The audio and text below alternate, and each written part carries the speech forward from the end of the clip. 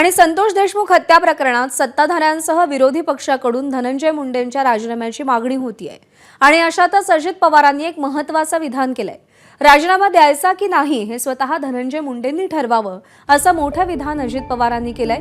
तर सिंचन घोटाळ्यावेळी आपल्यावर देखील आरोप झाले आणि त्यावेळी आपण राजीनामा दिला होता असं अजित पवार म्हणाले। पुरावा नसेल म्हणून धनंजय मुंडेंनी राजीनामा दिला नसेल असं उत्तर अजित पवारांनी दिलंय। तो आरोप जर सिद्ध झाला किंवा चौकशीमध्ये देखील ते सुई तिथपर्यंत पोहोचली तरच आपण त्याच्याबद्दलची कारवाई करणार ना।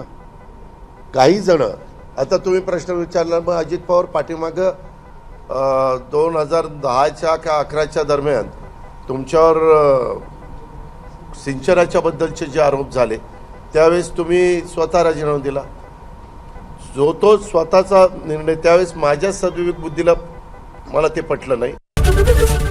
एबीपी माझा, उघडा डोळे बघा नीट।